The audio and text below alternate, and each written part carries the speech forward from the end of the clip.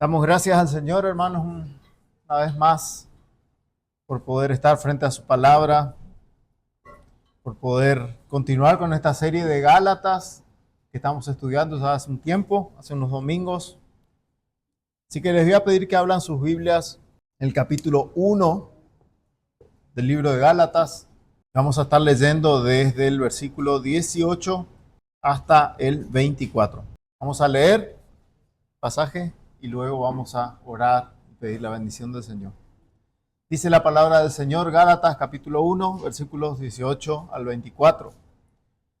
Después, pasados 3 años, subí a Jerusalén para ver a Pedro y permanecí con él 15 días. Pero no vi a ningún otro de los apóstoles, sino a Jacobo, el hermano del Señor. En esto que os escribo, he aquí delante de Dios que no miento.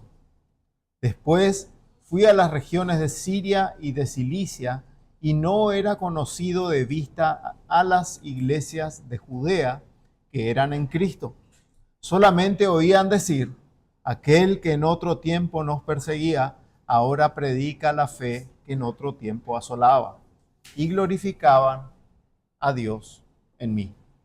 Vamos a inclinar nuestros rostros, hermanos, y pedir la bendición del Señor sobre su palabra en esta mañana. Señor, te damos gracias por el privilegio que tenemos, Señor, de estar frente a tu palabra un domingo más, aquí reunidos, Señor, para escucharla, para poder, Señor, meditar en ella, para poder ser transformados, confrontados por ella.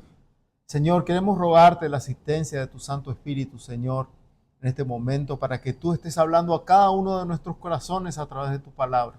Señor, ayúdame, Señor, para poder transmitirla con fidelidad, Señor, y de una manera de que se pueda entender y que cada uno de mis hermanos aquí presentes podamos ser edificados a través de ella, Señor.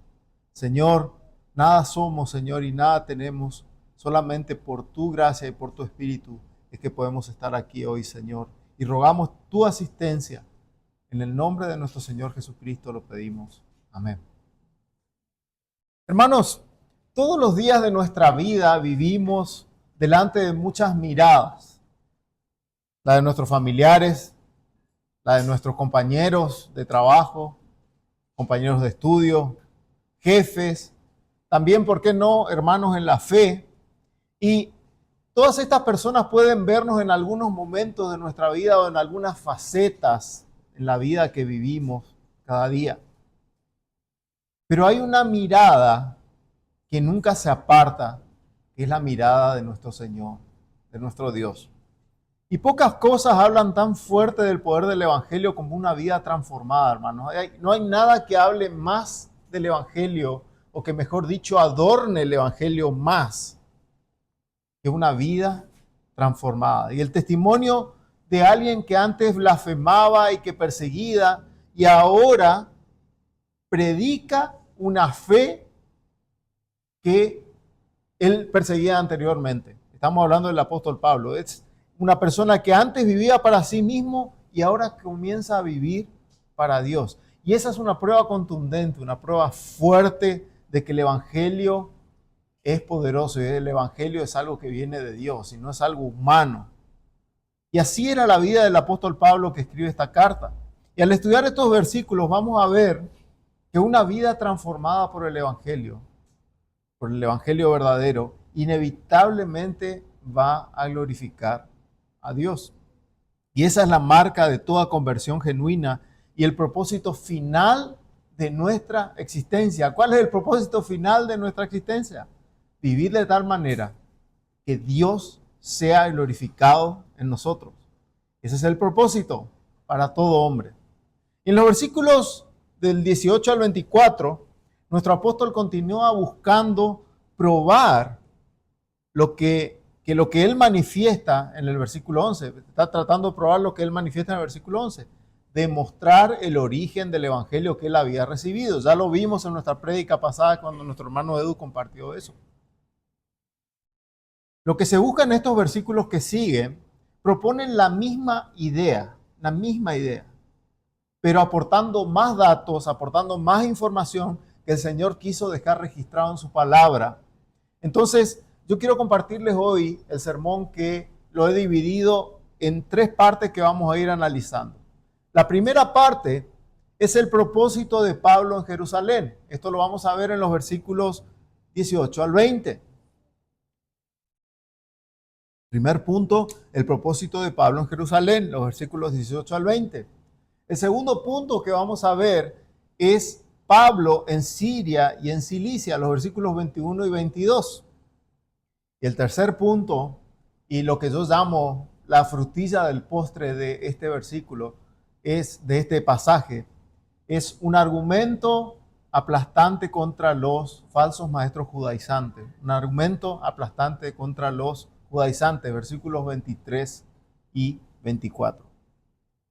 Entonces, si me permiten, vamos a pasar al primer punto, el propósito de Pablo en Jerusalén. Los versículos 18 al 20 vamos a estar analizando.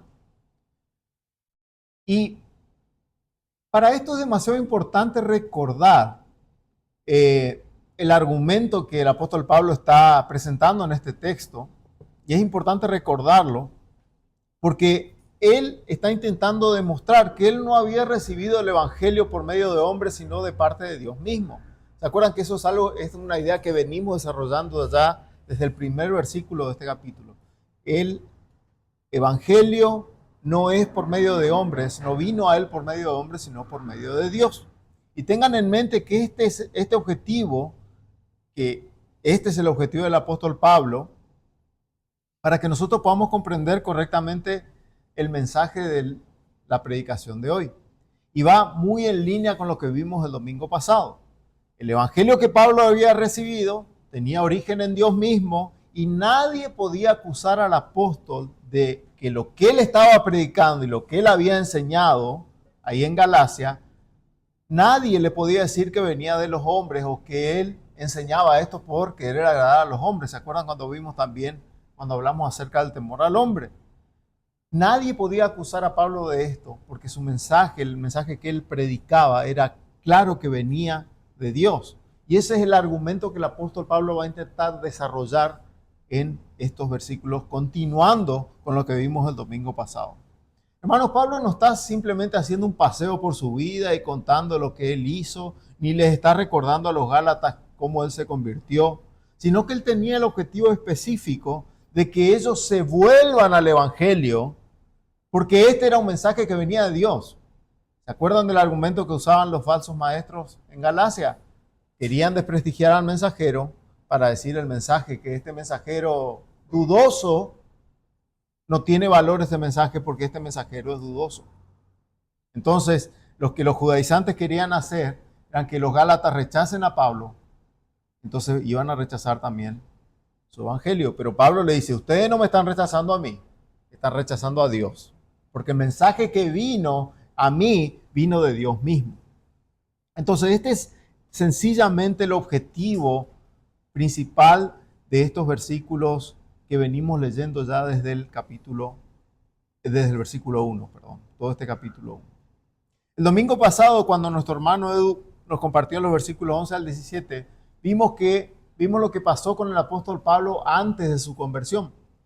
¿Qué pasaba? Pablo era un perseguidor de la iglesia, asolaba a los creyentes, los entregaba en la cárcel, pero cuando Dios los salva de manera sobrenatural, cuando él va camino a Damasco, él no fue a consultar con hombres o con alguien lo que le había sucedido, sino que fue a Damasco. De hecho, el pasaje dice que ni siquiera él fue a Jerusalén, sino que fue primero a Arabia, después fue a Damasco, donde ya él estaba predicando este evangelio y él ya estaba cumpliendo con esa encomienda que el Señor mismo le había dado.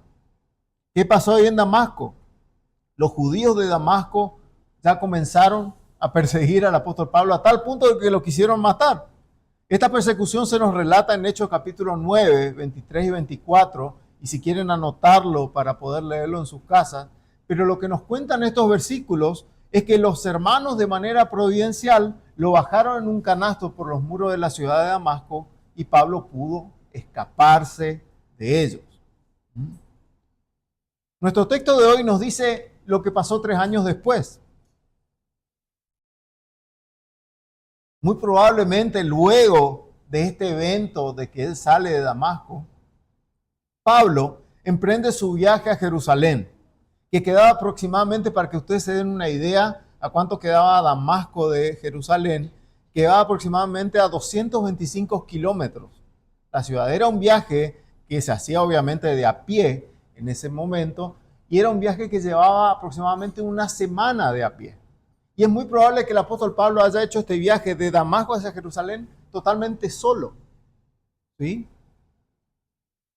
Los eruditos no se ponen de acuerdo si son 3 años literales, lo que él dice acá, o si son 2 años, son como se cuentan, pero no importa ese detalle, porque lo que tenemos que entender que el propósito de Pablo aquí es demostrar que luego de convertirse, él no fue inmediatamente a ver a los apóstoles, no fue lo que él hizo apenas se convirtió. Él no fue a consultar el evangelio, a que le confirmen si este evangelio que le había sido revelado en este encuentro que tuvo con el Señor, si eso era verdadero, si él tenía que creerlo, qué pasaba. Él no fue a consultar. Él recibió el evangelio y la misión de parte del Señor mismo. De hecho, comentamos recién que él ya había estado predicando en Damasco este evangelio luego de haberse convertido y luego que el Señor le había encomendado. Ahora, una pregunta válida que podemos hacernos es ¿por qué Pablo fue a Jerusalén a ver a Pedro? ¿Por qué fue a Jerusalén a ver a Pedro? Y nuestro texto nos dice que ese era el propósito. Dice que él se fue a Jerusalén a ver al apóstol Pedro, específicamente. Bueno, esta palabra que se usa en nuestra Biblia para decir ver, para ver al apóstol Pedro, dice el texto, deriva de la misma raíz en el griego, deriva de la misma raíz de la palabra que usamos para cuando nosotros decimos hoy visitar. Visitar. Y da la idea de visitar con el propósito de conocer a alguien, con el propósito de informarse sobre esa persona. Entonces podemos decir con claridad que el propósito de Pablo, cuando se fue a ver a Pedro, era simplemente de ir a visitarlo, de ir a conocer al apóstol Pedro. ¿Y acaso, hermanos, no es natural que Pablo, un apóstol del Señor Jesucristo, no quiera conocer y saber más acerca de Pedro, otro apóstol del Señor, y aproveche esta oportunidad que se le presentaba? Es lo más natural. Podemos responder con seguridad de que era lo más natural. Alguien que había sido llamado de manera especial por el Señor, por el apóstol Pablo, como el apóstol Pablo, quería ir a conocer a otro hombre que fue llamado de manera especial por el Señor, como el apóstol Pedro.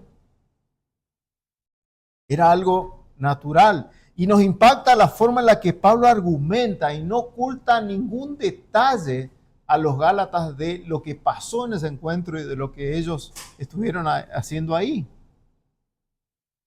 Y el punto principal de esta discusión era que hacerles entender, como les decía recién y como les decía al principio, que este evangelio que el apóstol Pablo predicaba venía de Dios. Él no se fue a ver a Pedro para pedirle que le explique el evangelio y para que le confirme que el evangelio que él había recibido era el mismo que él tenía. No fue a ver a Pedro para eso, él simplemente fue a ver a Pedro, a conocerlo y a verlo. El texto continúa diciendo, dice, y permanecí con él 15 días. Y podemos hacernos la pregunta, ¿qué habrán hablado del apóstol Pedro y el apóstol Pablo mientras estuvieron juntos? Y la escritura no nos dice qué es lo que hablaron. Solo podemos conjeturar y solo podemos suponer que Pablo encontró información valiosa de Pedro sobre la vida de Jesús en la tierra. Recuerden que Pedro caminó con Jesús mientras él estuvo. Pablo no lo alcanzó a conocer al Señor mientras estuvo aquí en la tierra. Entonces pueden haber hablado sobre eso. El apóstol Pedro también podía haber recibido y podía haber escuchado el testimonio del apóstol Pablo y cómo el Señor le habló cuando iba camino a Damasco. Podrían haber estado hablando sobre el estado del evangelio en Jerusalén y la forma providencial en el que ellos frustraron el complot de los judíos ahí en ese momento. Pero sean las cosas, cuáles fueran las cosas y los temas en los que discutieron, una cosa es lo que nos tiene que quedar clara, porque es la que está enfatizando Pablo aquí. que estos dos hombres se reunieron en igualdad de condiciones, de igual a igual. Ninguno de los dos lo encomendó al otro a ir a predicar o le dijo, te voy a explicar el evangelio y anda a hacer esto. No. Ellos se conocieron en igualdad de condiciones porque los dos habían sido enviados por el Señor mismo. Eso es lo que Pablo está tratando de mostrar claramente en este pasaje. Continúa el versículo 19 y se nos cuenta que Pablo dice, no vio a ningún otro de los apóstoles sino a Jacobo, el hermano del Señor. ¿Por qué Pablo no vio a los demás apóstoles? Muy probablemente, simplemente porque los demás apóstoles no estaban en Jerusalén en ese momento. Si quieren anotar Hechos 11, de 29 al 30 y capítulo 12, versículo 1, nos da la idea de que los demás apóstoles, con excepción de Jacobo, el hermano de Juan, cuando digo este Jacobo del que estoy hablando ahora es el hermano de Juan, que Jacobo, con excepción de Jacobo y Pedro, pueden haber dejado la ciudad de Jerusalén para ayudar a las iglesias que se estaban levantando en la región circundante a Jerusalén. Y era evidente que los apóstoles ocupaban los lugares de liderazgo en esas iglesias que se estaban levantando. Entonces, el punto de Pablo aquí es que él no consideró necesario visitar todas esas comunidades alrededor de Jerusalén para ver a los demás apóstoles y para ser aprobado en cierta manera por ellos. Porque simplemente vio a Pedro con el propósito de visitarlo y de conocer al apóstol Pedro. Nuestro texto continúa diciendo que no vio a ninguno de los apóstoles, solamente a Jacobo, el hermano del Señor. Pablo, además de ver a Pedro, al único apóstol que fue al que vio en Jerusalén, que era Pedro, pero dice que también vio a otra persona de mucha importancia, que era Jacobo, el hermano del Señor. ¿Por qué? ¿Quién era este Jacobo del que estamos hablando aquí, o el que menciona aquí el apóstol Pablo? Se lo llama el hermano del Señor. ¿Y por qué le dice el hermano del Señor? Para diferenciarlo del otro Jacobo, que era el hermano de Juan, quienes eran los hijos de Zebedeo, que también era un apóstol. Y también otro Jacobo era el hijo de Alfeo, de Mateo 10, del 2 al 3. Había 3 Jacobos, ¿sí? Se llamaban todos igual, pero Pablo, para diferenciarlos, habla, dice, de este Jacobo, el hermano del Señor. ¿Y quién fue este Jacobo, el hermano del Señor? Fue un hombre prominente dentro de la iglesia de Jerusalén, particularmente dentro de Jerusalén. Y esto ustedes lo pueden ver si quieren anotar para buscar Hechos 12, 17, Hechos 15 del 13 al 29, 21, 18, Gálatas 2, 9, bueno, que ya es el pasaje que vamos a ver más adelante. Y en todos estos lugares se lo menciona, este Jacobo, el hermano del Señor. En los días que el Señor Jesucristo estuvo aquí en la tierra, Santiago, Jacobo y sus hermanos, es decir, que el Señor tenía otros hermanos, aparte de este Jacobo, pero ellos eran incrédulos. Juan 7:5 nos dice eso claramente, que su familia, sus hermanos no creían en él. Pero después de que el Señor Jesucristo había resucitado y se les había aparecido, según dice 1 Corintios 15, 7, Jacobo y sus hermanos, es decir, los hermanos de Jesús, llegaron a ser creyentes, llegaron a convertirse. Hechos 1:14 nos habla sobre esto. De todos los hermanos de nuestro Señor Jesucristo, Jacobo ocupó un lugar prominente dentro de la historia de la iglesia antigua en Jerusalén.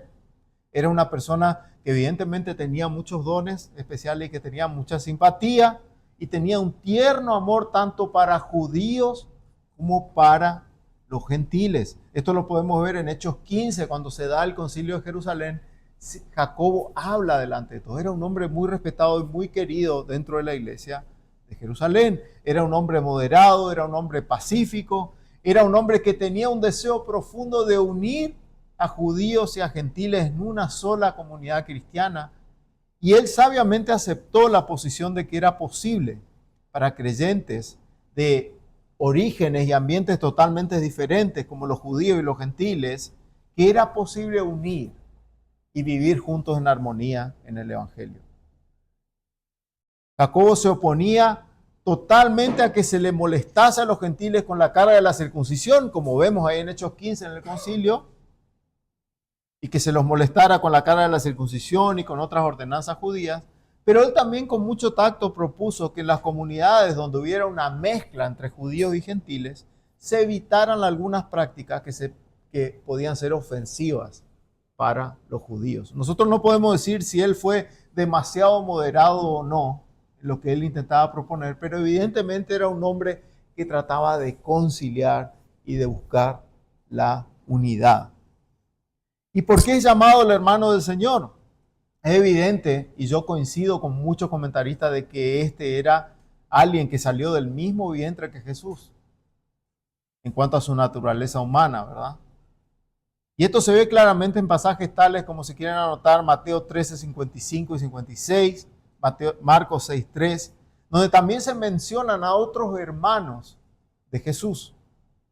Y también se indica la presencia de hermanas de Jesús.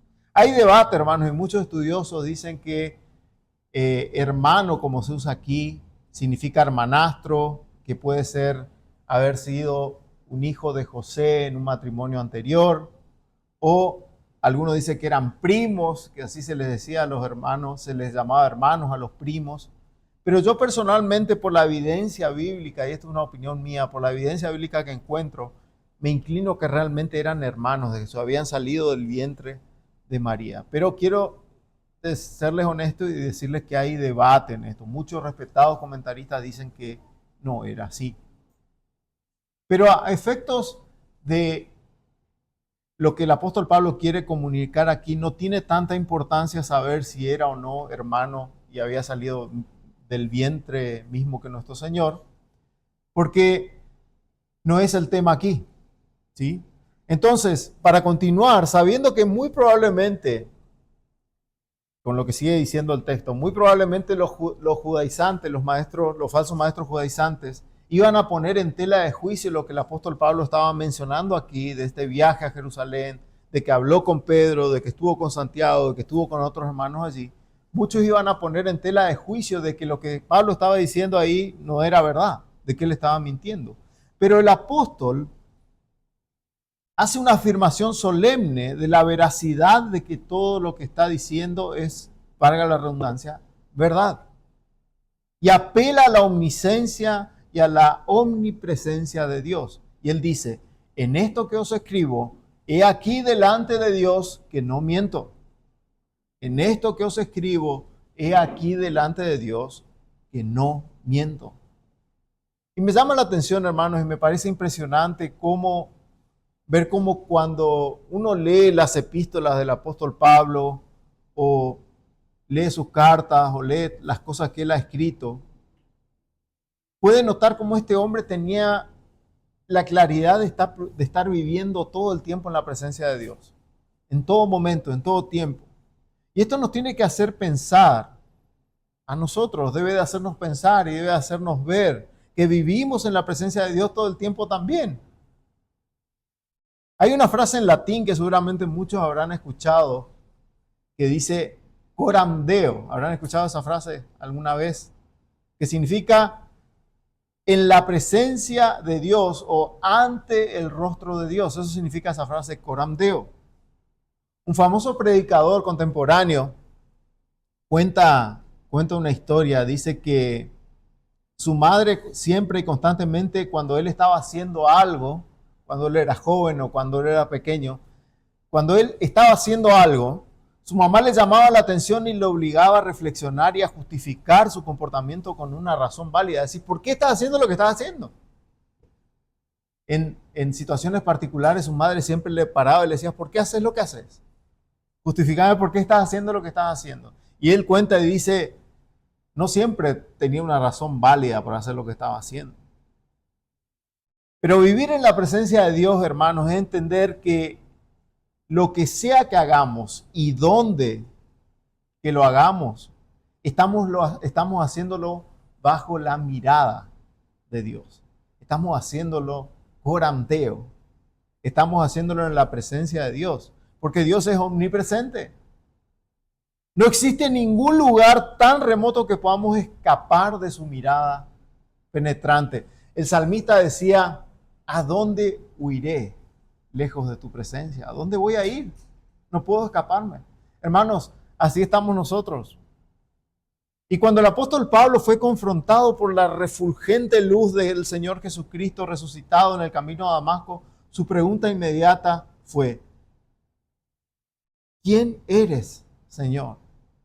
Él no estaba seguro de quién le hablaba, pero sabía que quien quiera que fuera el que le hablaba, era ciertamente soberano sobre él. Vivir bajo la soberanía divina envuelve más que una sumisión reacia a la soberanía absoluta motivada por el miedo del castigo. ¿Qué quiero decir con esto? No es que nosotros vivimos bajo la presencia de Dios y fucha, Dios me está mirando, no puedo hacer nada. No, no vivimos así. No significa eso vivir bajo la soberanía de Dios porque tenemos miedo de que Dios nos castigue o estamos temerosos de hacer porque tenemos miedo que Dios nos castigue. No, no significa eso. Vivir en la presencia de Dios implica reconocer que no hay una meta más alta que glorificar a Dios en todo lo que hacemos. Nuestras vidas deben ser sacrificios vivos, como dice Romanos 12:1, ofrecidos con un espíritu de adoración y de gratitud al Señor. Vivir una vida coram Deo o en la presencia de Dios es vivir una vida de integridad. Es una vida de plenitud, es una vida que encuentra unidad y coherencia en Dios mismo y en su majestad y en su poder. Yo a veces, lamentablemente, hermano, así, a veces es algo también en lo que caemos. Y yo escucho que a veces separamos y dividimos nuestra vida en dos secciones, parece. Y si no lo hacemos de palabra o de que lo creemos, muchas veces lo pensamos y decimos, tengo que separar mi vida en mi vida religiosa y en mi vida no religiosa. Y alguien que hace eso no ha entendido cuál es la idea. Y muchas veces nosotros lo hacemos. La gran idea que tenemos que entender es que toda vida religiosa o nada, toda nuestra vida es religiosa o nada de ella lo es. Y entiéndanme cuando digo religión, y no es una palabra que esté mal decirla. Parece una palabra que contemporáneamente es aburrida. Es decir, todo lo que tiene que ver con la religión es aburrido. Pero hermanos, cuando digo religión, me refiero a nuestras prácticas, a nuestra vida. ¿Para quién la vivimos? ¿Nuestra vida es religiosa toda o no lo es? Dividir la vida entre lo religioso y lo no religioso es en sí mismo un sacrilegio, decía un autor. ¿Qué significa vivir toda nuestra vida para Dios? Significa que si cumplís tu vocación como ingeniero, como herrero, como vendedor, como abogado, como informático, como contador, como ama de casa, como lo que fueras, lo haces en la presencia de Dios. Vivís en la presencia de Dios, sea la vocación la que tengas y hagas lo que hagas, vivís coram Deo, vivís en la presencia de Dios. Entonces, cuando estás viviendo de esta manera, estás actuando tan religiosamente como cuando un evangelista se va y predica el evangelio y gana almas. Porque él está también cumpliendo su vocación. David fue tan religioso cuando obedeció el llamado de Dios para ser un simple pastor de ovejas, como lo fue cuando fue ungido con la gracia especial para ser un rey. Significa que Jesús fue tan religioso cuando trabajó en la carpintería de su padre, como cuando lo fue en el huerto de Getsemaní. Él vivió su vida en la presencia de Dios, haciendo lo que tenía que hacer y haciéndolo para la gloria de Dios. Y yo quiero animarte en esta mañana, mi hermano, mi hermana, de que si no te das cuenta de que no lo estabas viendo de esta manera, yo te animo a que medites, a que pienses y le pidas más gracia al Señor para que puedas vivir consciente de que estás en la presencia del Señor todo el tiempo. Todo el tiempo. No hay momento en que no estemos en la presencia de Dios. Vamos a pasar a nuestro segundo punto. Pablo en Siria y en Cilicia, versículos 21 y 22. Para poder tener un poco de contexto, quisiera que me acompañen a Hechos, capítulo 9. Vamos a mirar 4 versículos allí. Hechos capítulo 9, vamos a mirar los versículos 26 al 30, porque nos dan mucha luz sobre esto que Pablo va a explicar aquí. Leo, Hechos 9, 26 al 30, dice: cuando llegó a Jerusalén, trataba de juntarse con los discípulos, pero todos les tenían miedo, no creyendo que fuese discípulo. Está hablando del apóstol Pablo aquí. Versículo 27, entonces Bernabé, tomándole, lo trajo a los apóstoles y le contó cómo Saulo había visto en el camino al Señor, el cual le había hablado, y cómo en Damasco había hablado valerosamente en el nombre de Jesús. Y estaba con ellos en Jerusalén, y entraba y salía, y hablaba denodadamente en el nombre del Señor, y disputaba con los griegos, pero estos procuraban matarle. Versículo 30, cuando supieron esto los hermanos, le llevaron hasta Cesarea y le enviaron a Tarso. En este texto, Lucas, el escritor de Hechos, nos cuenta que lo que sucedió en este mismo momento en el que Pablo estuvo en Jerusalén, y leemos que el motivo por el que tuvo que irse él de Jerusalén fue porque algunos griegos procuraban matarlo. Y cuando los hermanos se enteraron de eso, los llevan a Cesarea y a Tarso, que era su ciudad natal, Saulo de Tarso. Él había nacido en ese lugar. Tarso era la principal ciudad de Cilicia, por eso que él dice que estuvo en Cilicia. Probablemente después de un periodo de varios años, Bernabé, quien estaba muy cargado con la actividad evangelística en la zona, de hecho fue compañero de Pablo en sus primeros 2 viajes misioneros, ¿qué hizo Bernabé? Lo lleva a Antioquía al apóstol Pablo, Antioquía de Siria, Antioquía quedaba en Siria, para que se uniera a la obra allí. Entonces, por eso Pablo relata que él estuvo en Cilicia y Siria. En el versículo 22 de nuestro texto, Pablo continúa y dice: y no era conocido de vista las iglesias de Judea que eran en Cristo. Pablo tiene toda la razón para expresarse de esta manera, porque él no era conocido, realmente nadie lo conocía. Primero porque en otro tiempo toda su actividad de persecución estuvo mayormente limitada a Jerusalén. Él no salía de Jerusalén y perseguía a los cristianos de ahí de Jerusalén. Y en segundo lugar, porque como convertido y como apóstol, él después no pasó a las regiones que estaban alrededor, después de haber estado 15 días con Pedro. De este modo, él no era conocido en persona de esas iglesias que estaban alrededor, de estas iglesias rurales, por decirlo así. Con lo que se quiere probablemente dar a entender, es como si él estuviera diciendo, por tanto, también era un total desconocido para los otros apóstoles que ministraban en esa iglesia. ¿Se acuerdan que yo les decía hoy que probablemente cuando se dispersan los apóstoles, muchos salen de Jerusalén para ocupar estos lugares de liderazgo en las iglesias circundantes? Él no era conocido. Y es importante también entender que en esa época los cristianos de estos lugares que estaban en las regiones circundantes a Jerusalén acostumbraban viajar a Jerusalén por una u otra razón, razones comerciales, quizás razones religiosas, lo que fuere, pero acostumbraban a ir a Jerusalén. Y al llegar, seguramente buscaban a otros hermanos en la fe, de manera natural. Por otra parte, los que vivían en Jerusalén también iban a visitar a los que vivían fuera de la ciudad. Esto era algo natural, como sigue pasando hoy. En ambos casos, los hermanos de Jerusalén le iban a avisar a sus amigos y a sus conocidos y a otros hermanos con gozo las noticias sobre ese perseguidor que se había convertido en un evangelista. Pablo no era conocido en persona, pero la gente hablaba de él. La gente hablaba de él. Como resultado, solamente oían. Y esto es lo que el apóstol Pablo está relatando aquí. Los hermanos de las iglesias cristianas de Judea, es decir, fuera de Jerusalén, hablaban y conversaban y decían: fíjense, este Pablo que perseguía, que antes perseguía a los cristianos, se convirtió. Y está predicando el evangelio. No solo se convirtió, sino que está predicando el evangelio por todos lados. Pablo era conocido por los rumores, pero nunca lo habían visto a él. Y es aquí, hermanos, que quiero que entremos a lo que yo llamo, por decirlo así, la frutilla del postre de este texto. Y yo le puse como título un argumento aplastante contra los judaizantes, los versículos 23 y 24, y les voy a explicar por qué. Y vamos a entender por qué para mí este argumento es muy fuerte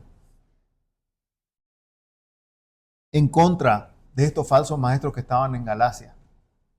Pablo dice que no lo conocían de vista, sino que los hermanos de fuera de Jerusalén solamente oían decir: aquel que en otro tiempo nos perseguía, ahora predica la fe que en otro tiempo asolaba.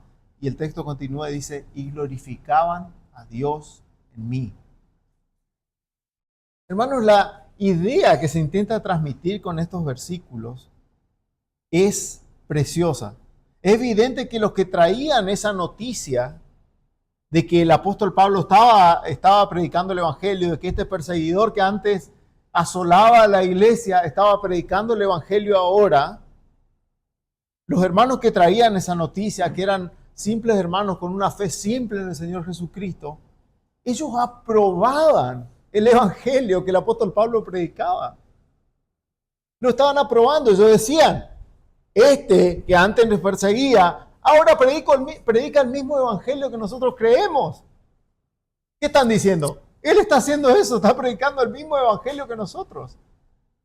¿Y de quién había recibido Pablo el evangelio? De Dios. ¿Se dan cuenta, hermanos, cómo este argumento es brutal, como diríamos, para los judaizantes en contra de ellos? Los hermanos que escuchaban hablar de mí aprobaban el evangelio que yo predicaba, y ellos nunca me habían visto, nunca me habían conocido personalmente. Estos hermanos reconocían el evangelio que Pablo predicaba como el mismo evangelio que ellos habían creído y aceptado desde el principio, habiéndolo escuchado de los labios de Cristo, de los discípulos, de los apóstoles. Fue ese mismo evangelio que Pablo en otro tiempo había tratado de destruir. Ese mismo evangelio que él ahora predicaba. ¿Qué argumento más aplastante para los judaizantes, quienes denostaban al apóstol Pablo con decir que él proclamaba un tipo de evangelio equivocado, un evangelio que no alcanzaba a salvar, porque necesitaban circuncidarse y cumplir con las obras de la ley? Más tarde los demás apóstoles de la iglesia expresarían su certeza de que el evangelio predicado por Pablo y por Bernabé, en este caso esto lo vamos a ver después en el capítulo 2 de Gálatas, ellos aprobaban que este era el verdadero evangelio. Pero lo que ellos hicieron más tarde, los santos de Jerusalén, los creyentes de Jerusalén, ya lo estaban gritando ahora, estaban diciendo: este predica el evangelio verdadero. Y sus hermanos en la fe asentían con gozo al oír del apóstol Pablo, de este que antes perseguía a la iglesia y la asolaba, que ahora estaba predicando el evangelio. Entonces, ¿cómo concluye Pablo y qué dice? Y glorificaban todos ellos juntos a Dios por causa de mí, o literalmente como dice, en mí. Ellos glorificaban a Dios por lo que estaban viendo y lo que estaban oyendo del apóstol Pablo. Hermanos, ellos reconocieron que este evangelio que el apóstol Pablo predicaba venía de Dios. Algo que los falsos maestros judaizantes estaban cuestionando del apóstol Pablo. Y la vida del apóstol Pablo glorificaba a Dios. La vida del apóstol Pablo era una vida que daba gloria a Dios en todo lo que él hacía. Los hermanos que escuchaban hablar de él reconocieron el carácter de los maravillosos atributos de Dios, su poder, su soberanía, sabiduría, gracia, misericordia.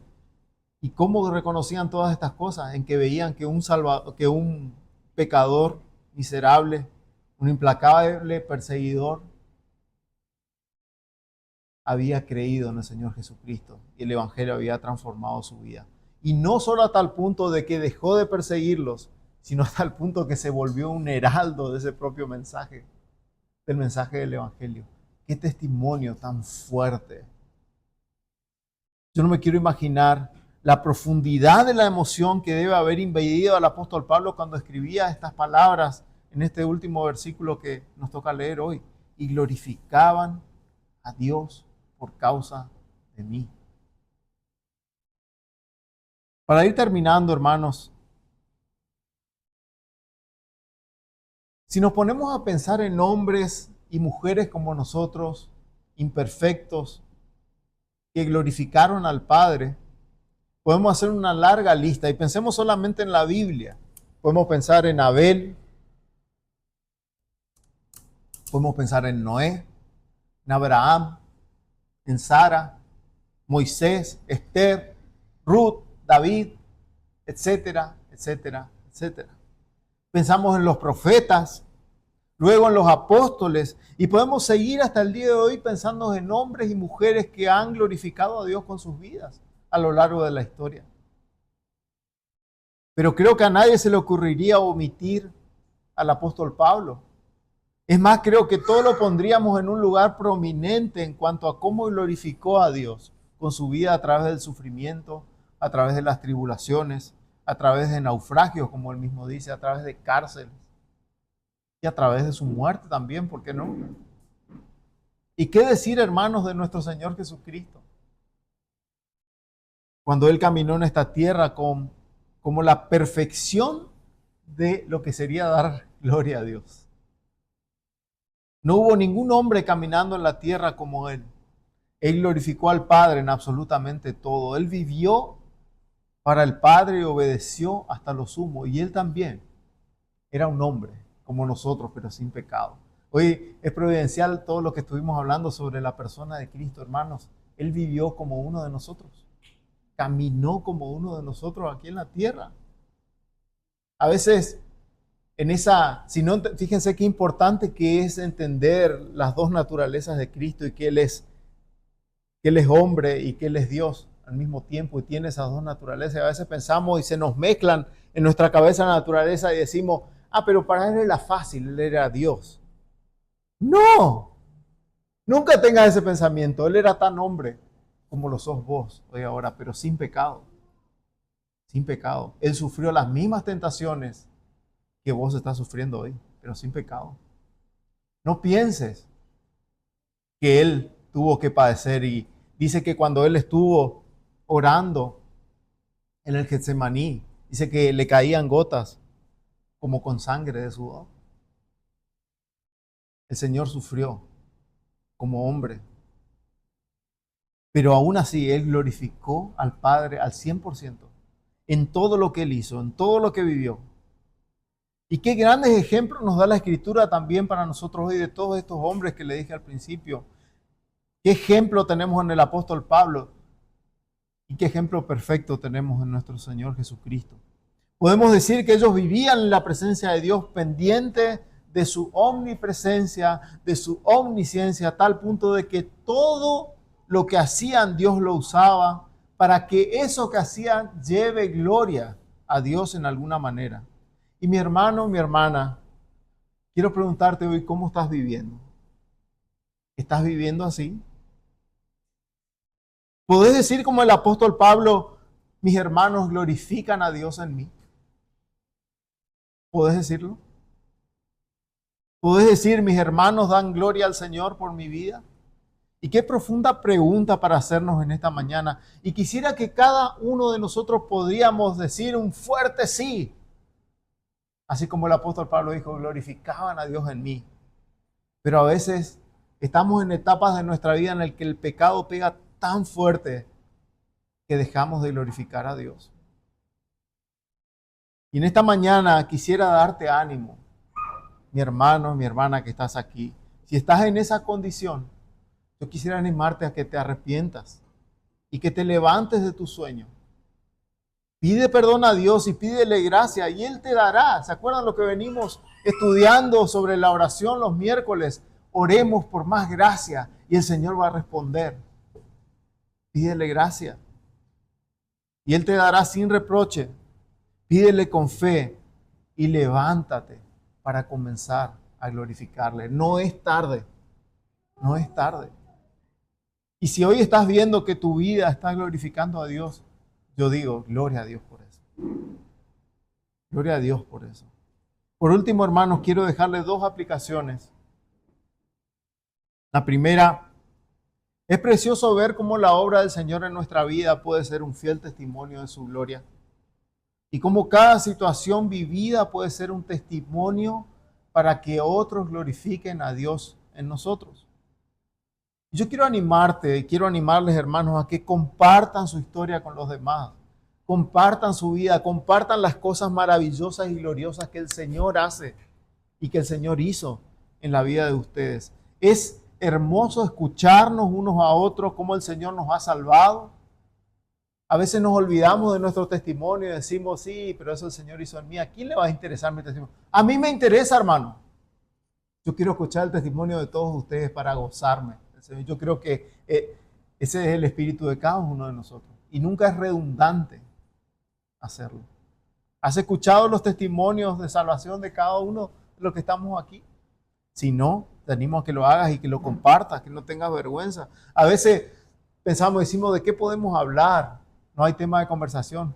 Sí que hay mucho tema de conversación. Compartir todas las misericordias y cómo el Señor se glorifica en nuestra vida. Comparte con tus hermanos tu testimonio de conversión. Comparte con tus hermanos cómo el Señor se glorifica en tu vida. Y es una forma preciosa de conocernos más, ya que vamos a caminar juntos como iglesia local ya en unos meses, el Señor quiere. Comparte tu historia con los hermanos y busca, no solo compartir tu historia, sino también busca oír las historias de otros. Si hay alguien que le cuesta hablar, pregúntale cómo el Señor te salvó. Quiero gozarme con vos en esto. Pregunta a los hermanos y busca oír las historias de otros para gozarte y glorificar a Dios en el hermano, en la hermana. Como el apóstol Pablo decía, glorificaban a Dios en mí. Y por último, quiero destacar la importancia de caminar en integridad, glorificando a Dios y perseverar en esto. Esa es la parte difícil. Nosotros a veces tenemos días o semanas de gloria que parece que la presencia del Señor está en nosotros. Decimos, hoy pude glorificar a Dios en muchas cosas. Pero uno de los desafíos más fuertes es perseverar, porque vienen días malos. Y aún en esos días malos es importante perseverar y glorificar a Dios, aún en medio de la adversidad.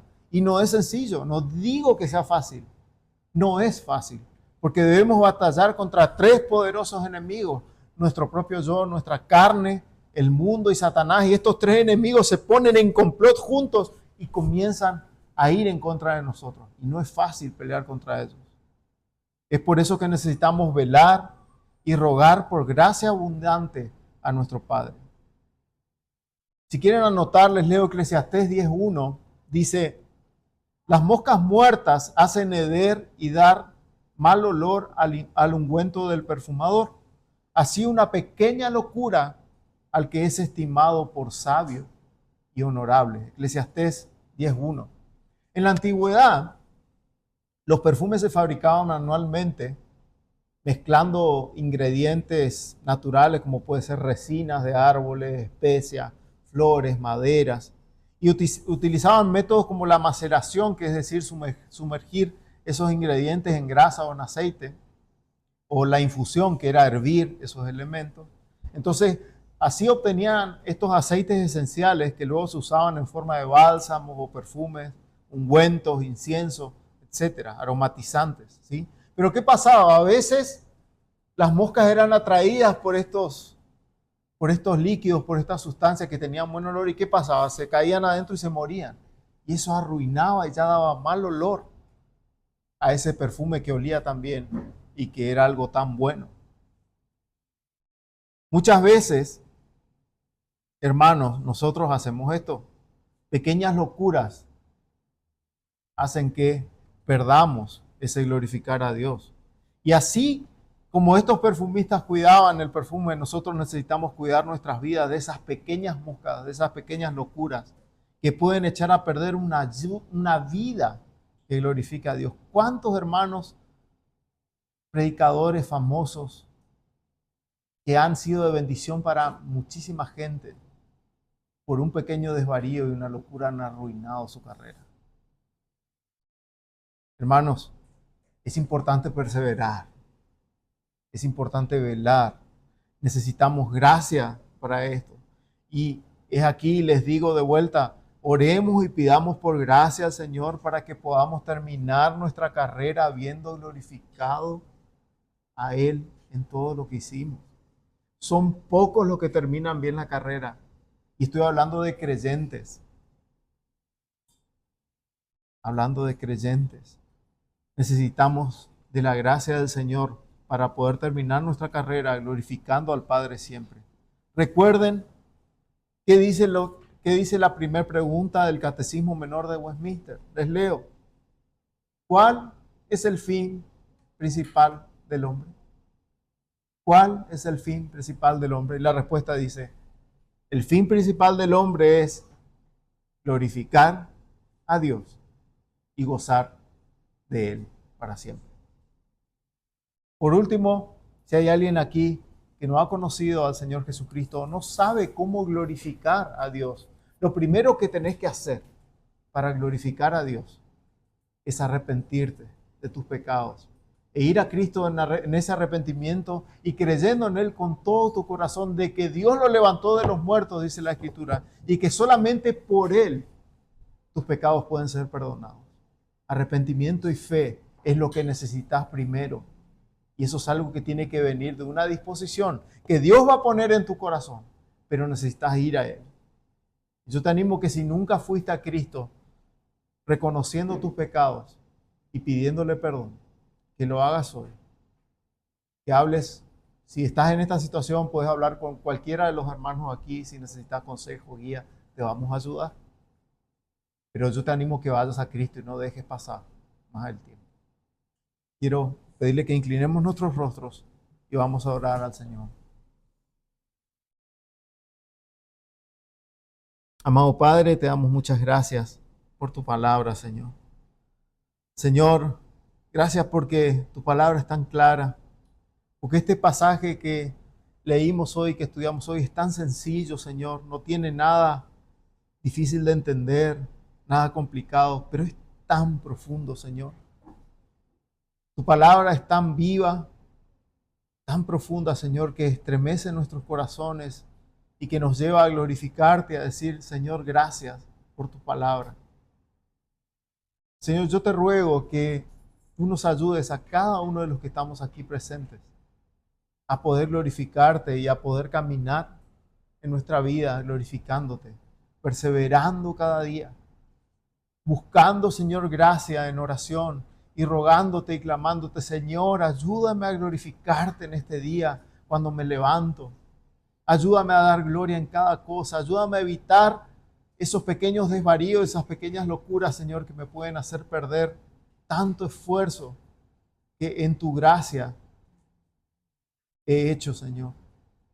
Señor, ayúdale a cada uno de mis hermanos en las tareas cotidianas, Señor, que podamos entender que vivimos una vida en tu presencia, que vivimos una vida delante de tu trono, Señor, y que nuestras actividades seculares no están separadas de lo que somos, creyentes, hijos tuyos, Señor, que buscamos glorificarte en todo. Padre, ayúdale a cada uno de mis hermanos en esta semana y en lo que resta de su vida, Señor, a que podamos glorificarte.